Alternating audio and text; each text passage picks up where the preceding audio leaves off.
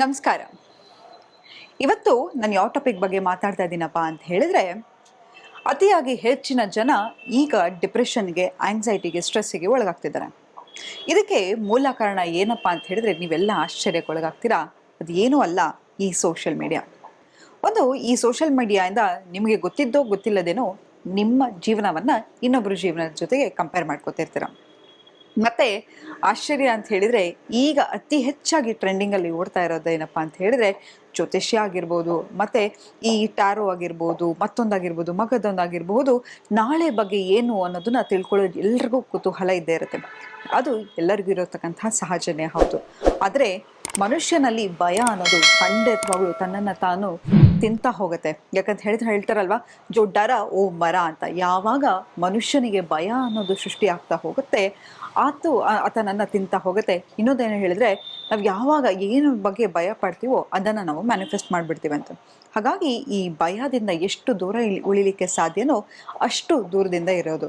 ಮತ್ತೇನೊಂದು ಏನಾಗುತ್ತೆ ಅಂತ ಹೇಳಿದ್ರೆ, ಮೊದಲಾದರೆ ಹೇಳೋರು ಇಗ್ನೋರೆನ್ಸ್ ಇಸ್ ಬ್ಲಿಸ್ ಅಂತ ಹೇಳಿದ್ರೆ, ನಮಗೆ ಯಾವ ವಿಷಯ ಎಷ್ಟು ಕಮ್ಮಿ ಗೊತ್ತಿರುತ್ತೋ ಅಷ್ಟು ನಾವು ನೆಮ್ಮದಿಯಾಗಿರೋಕ್ಕೆ ಸಾಧ್ಯ.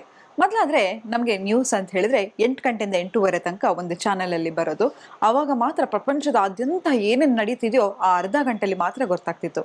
ಈಗ ಪ್ರತಿ ಕ್ಷಣ ಏನಾಗ್ತಾ ಇದೆ, ಎಲ್ಲಿ ಏನಾಗ್ತಿದೆ, ಆ ಕಡೆ ಏನಾಗ್ತಿದೆ, ಇನ್ನೊಂದು ಜಗದಲ್ಲಿ ಏನಾಗ್ತಿದೆ, ಇನ್ನೊಂದು ಪ್ರಪಂಚದಲ್ಲಿ ಏನಾಗ್ತಿದೆ, ಈ ಎಲ್ಲ ಬೇಡದೇ ಇರತಕ್ಕಂತಹ ಗಾರ್ಬೇಜ್ ನ್ಯೂಸ್ಗಳನ್ನು ನಮಗೆ ಬರ್ತಾ ಇದೆ.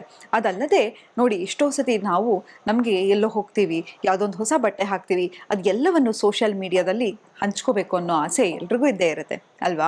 ನಾವೇನೋ ಮಾಡಿದ್ವಿ, ಏನೋ ತೊಗೊಂಡ್ವಿ, ಏನೋ ಒಂದು ಯಾರೋ ನಮಗೆ ಲೈಕ್ ಕೊಟ್ಟರು, ಕಮೆಂಟ್ ಮಾಡಿದ್ರು ಅಂತ ಹೇಳಿದ್ರೆ ನಮಗೆ ಗೊತ್ತಿಲ್ಲದ ಹಾಗೆ ಒಂದು ಥ್ರಿಲ್ ಬರುತ್ತೆ. ಆದರೆ ಎಷ್ಟೋ ಜನ ಯಾವ ರೀತಿಯಲ್ಲಿ ಅದನ್ನು ನೋಡ್ತಾ ಇರ್ತಾರೆ ನೋಡಿ. ಈಗ ನಾನು ನಿಮಗೆ ಒಂದು ಒಳ್ಳೆ ಮಾತು ಹೇಳ್ತಾ ಇದ್ದೀನಿ ಅಂತ ಹೇಳಿದ್ರೆ ಅದು ಕೂಡ ಒಂದು ವೈಬ್ರೇಷನ್ ಅಲ್ವಾ. ನಾನು ನಿಮಗೆ ಒಂದು ಒಳ್ಳೆ ಧೈರ್ಯ ಹೇಳ್ತಾ ಇದ್ದೀನಿ, ಅಥವಾ ನೀವು ಕೂಡ ನೋಡ್ತಾ ಇದ್ದೀರಾ ಅಂತ ಹೇಳಿದ್ರೆ ನಿಮ್ಮಿಂದ ಕೂಡ ನನಗೆ ಎನರ್ಜಿ ಬರ್ತಾ ಇದೆ, ನನ್ನಿಂದ ಕೂಡ ನಿಮಗೆ ಎನರ್ಜಿ ಹೋಗ್ತಾ ಇದೆ. ಸೊ ಎನರ್ಜಿ ಅನ್ನೋದು ಪ್ರತಿ ಆಲೋಚನೆಗೂ ಒಂದು ವೈಬ್ರೇಷನ್ ಇರುತ್ತೆ.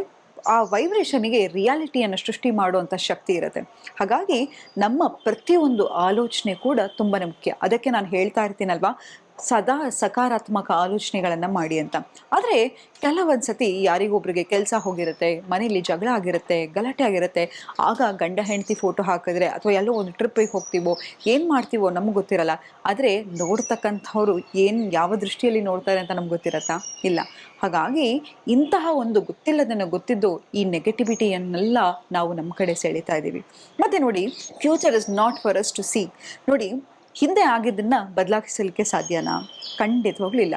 ಇವತ್ತಿನ ಸಮಯ, ಈ ಸೆಕೆಂಡಿಗೆ ಮಾತ್ರ ನಾನು ರೆಸ್ಪಾನ್ಸಿಬಿಲಿಟಿ ತೊಗೊಳ್ಬಲ್ಲೆ. ಈ ನಿಮಿಷ ನಾನು ನಿಮ್ಮ ಹತ್ರ ಮಾತಾಡ್ತಿದ್ದೀನಿ ಅಂತ ಹೇಳಿದ್ರೆ ಮುಂದೆ ಇನ್ನೊಂದು 10 ನಿಮಿಷದಲ್ಲಿ ನನಗೇನಾಗುತ್ತೆ ಅಂತ ಗೊತ್ತಿರಲ್ಲ ಅಲ್ವಾ. ಹಾಗಾಗಿ ಮುಂದೆ ಆಗೋದನ್ನು ಯಾರೂ ಗ್ಯಾರಂಟಿ ತೊಗೊಳ್ಳಿಕ್ಕೆ ಸಾಧ್ಯ ಇಲ್ಲ. ನೋಡಿ, ಎಷ್ಟೆಷ್ಟು ದೊಡ್ಡ ಆಸ್ಟ್ರಾಲಜರ್ಗಳಾಗಿರಬಹುದು, ಎಷ್ಟೋ ದೊಡ್ಡ ವ್ಯಕ್ತಿಗಳಾಗಿರ್ಬೋದು, ಅಥವಾ ಸೈಕಿಕ್ ರೀಡರ್ಸ್ ಆಗಿರ್ಬೋದು, ಕೋವಿಡ್ ಬರೋದನ್ನು ನೋಡ್ಲಿಕ್ಕಾಯ್ತಾ? ಇಲ್ಲ. ಅಥವಾ ಮುಂದೆ ಏನಾಗುತ್ತೆ, ಹೀಗೆ ಸುನಾಮಿ ಯಾಕೆ ಬಂತು, ಅಥವಾ ಈ ಭೂಕಂಪ ಯಾಕಾಯಿತು, ಇದನ್ನೆಲ್ಲ ಹೇಳಲಿಕ್ಕೆ ಸಾಧ್ಯನಾ? ಇಲ್ಲ ಅಲ್ವಾ. ಹಾಗಾಗಿ ಯಾವುದು ಏನಾಗುತ್ತೆ ಅನ್ನೋದು ಯಾರಿಗೂ ಗೊತ್ತಿಲ್ಲ. ಹಾಗಾಗಿ ಈ ಭಯ, ಆತಂಕ ಬೇಡ, ಈ ಕಂಪ್ಯಾರಿಸನ್ ಬೇಡ.